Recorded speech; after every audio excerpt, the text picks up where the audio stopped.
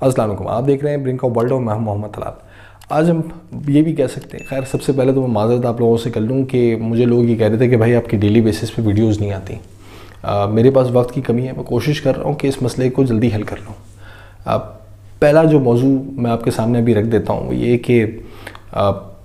دور فتن کے حوالے سے جو بھی چیزیں ریلیٹ کرتی ہیں، حدیثیں ریلیٹ کرتی ہیں، ان کو انسانی ذہنوں سے کس طریقے سے کھرچ کے نکالنے کی کوشش کی جا رہی ہے۔ اس میں ہمیں کریڈٹ یہ بھی دینا پڑے گا جو لوگ بار بار سائنسی حوالہ جات دیتے ہیں کہ جی جتنی بھی ٹیکنالوجیز ہیں اور جو سائنس اینڈ ٹیکنالوجی ہے اس نے، آپ دیکھیں کہ اس نے کس طرح کی ڈیولپمنٹ کری ہے۔ آپ بھی کہہ رہے ہیں کہ جی آگے حالات خراب ہوں گے، تمام تر چیزیں جو ہے وہ ڈسٹرب ہو جائیں گی اور دنیا کا جو ہے وہ سڈن نقشہ ہی چینج ہو جائے گا۔ ہم بات کر رہے ہیں آپ سے انڈسٹریل جو بوم دنیا کے اندر آیا تھا، اس سے پہلے کا جو انسان دنیا میں موجود تھا، انڈسٹریل جو لیول کے اوپر جو ترقی ہوئی تھی، وہ کس قدر دشوار زندگی گزار کر اس دنیا سے گیا، لیکن آج جو انسان موجود ہے اس کے پاس تو آسانیاں ہیں۔ اس تمام تر ٹیکنالوجیز کی مدد سے، گیجٹس کی مدد سے، آرٹیفیشل انٹیلیجنس کی مدد سے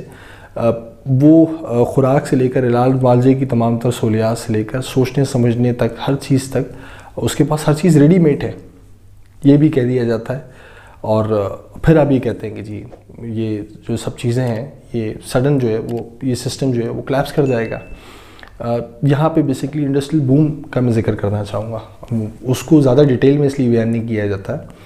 کہ ظاہر بھی کر دیا جاتا ہے کہ جی پچھلی صدی، اور ڈیفینیٹلی اس بات میں کوئی شک بھی نہیں ہے کہ پچھلی صدی ایجادات کی صدی تھی اور آج بھی انوویشنز جاری ہیں، کہ انڈسٹریل جو بوم ہے وہ کیسے آیا آپ کے سامنے موجود۔ وہ ڈیفینیٹلی اس کے لیے جو جتنی بھی عالمی قوتیں تھیں، آپ چاہیں اس میں پہلے کی ریاست برطانیہ کو بھی شامل کر لیجئے، فرانس کو بھی شامل کر لیجئے یا امریکہ کو بھی شامل کر لیجئے، کتنے غلاموں کو افریقہ سے لا کر بغیر کسی اجرت کے اوپر اپنے ویسٹ کی کالونیز کو جو ہے وہ بسایا گیا، ان کے تمام تر جو وسائل تھے وہ لوٹے گئے اور ان کی اکثریت جو ہے وہ یہی مزدوری اور یہی غلامی کی کیفیت کے اندر ماری گئی۔ میں اکثریت کی بات کر رہا ہوں۔ اسی طریقے سے جو اقوام پیسے کے معاملات کے اندر بہتر تھیں، معاشی طور پر بہتر تھیں، اخلاقی طور پر بہتر تھیں اور خاص کر خصوصاً تعلیمی طور کے اوپر بہتر تھیں، علمی طور پر بہتر تھیں، ان کو بھی تباہ کیا گیا۔ میں آج ہندوستان کی آپ کے سامنے بات کر رہا ہوں کہ جب برطانیہ یہاں سے گیا تو یہاں پہ صرف خوراک کا بحران نہیں تھا، یہاں پہ دو ممالک کی تقسیم کا بحران نہیں تھا، بلکہ علمی لیول کے اوپر بھی ایک بہت بڑا خلا پیدا ہو چکا تھا۔ وہ اس وجہ سے تھا کہ اس جگہ کے لوگوں کو بیسیکلی ویسٹرنرز نے اپنے انڈسٹریل بوم کے لیے بھوکا مرنے کے لیے، جاہل مرنے کے لیے چھوڑ دیا تھا۔ تو ہم اس کو اس طریقے سے بھی سمجھ سکتے ہیں اور اس کو اس وجہ سے بھی زیادہ ڈیٹیل میں بیان نہیں کیا جاتا کہ یہ جو ترقی آج ویسٹ میں ہوئی ہے یا جو جس کا ڈنکا بجتا ہے پوری دنیا کے اندر، جس نے دنیا کو یکسر بدل کے رکھ دیا، وہ اصل میں در حقیقت حاصل کیسے کی گئی ہے۔ اب ہم بات کر لیتے ہیں تھوڑا سا اس سینیریو کی کہ یہ آپ کے سامنے تمام تر معاملات چیلنجز بنا کے رکھ دیے جاتے ہیں کہ بھائی اب تو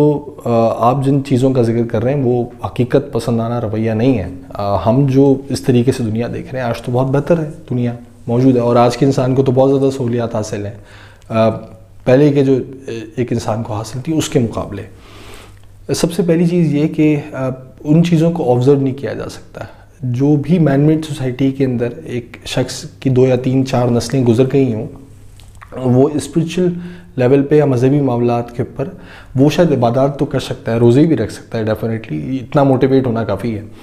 لیکن یہ کہ وہ اتنی گہرائی کے اندر، شاید اتنی ڈیپ کے اندر جا کے دیکھ نہیں سکتا کہ حقیقت میں آگے آنے والا دور کیسا ہے، کیونکہ اس کے دماغ کے اوپر فکر معاش بہت بری طریقے سے سوار ہوتی ہے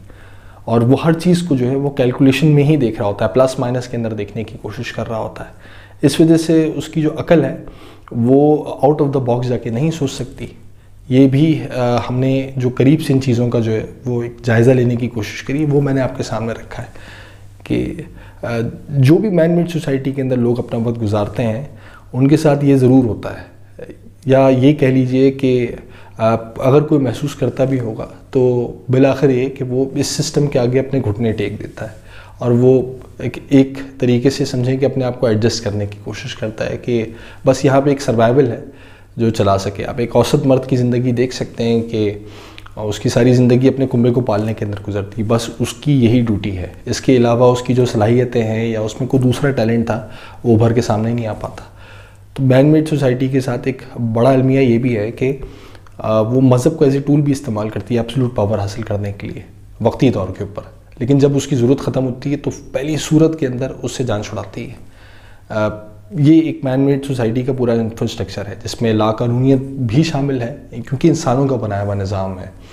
اس میں معاشی جو تقسیم ہے وہ بھی غیر منصفانہ انداز میں کی گئی ہے، جہاں پہ لوگوں کے پاس بیسکلی یہ کہہ لیجئے کہ لوگوں کے کتوں کے پاس اتنے زیادہ حقوق ہیں جہاں پہ انسانوں کے پاس اتنے حقوق شامل نہیں ہیں، ان کو نہیں دیے گئے وہ حقوق جو کتوں کے پاس موجود ہیں۔ یہ بس میرا اپنا ایک نظریہ ہے جو میں نے آپ کے سامنے رکھا ہے کہ آج کل یہ بھی کہا جا رہا ہے لوگوں کو کہ آپ صرف اور صرف مادی ترقی دیکھ کر جو آپ کے دین کے اندر معاملات جو باتیں فرمائی گئی ہیں ان کو چھوڑ دیجئے، اور اب آپ یہ دیکھیے کہ آج دنیا کہاں پہ کھڑی ہے، کیونکہ بیسکلی آگے دیکھنے کی کوشش ہی نہیں کی جا رہی۔ خیر، اپنا بہت زیادہ خیال رکھیے، میں نے آپ لوگوں کا وقت لیا، اور اپنی رائے سے مجھے ضرور آگاہ کیجیے۔ جزاک اللہ خیر، اللہ حافظ۔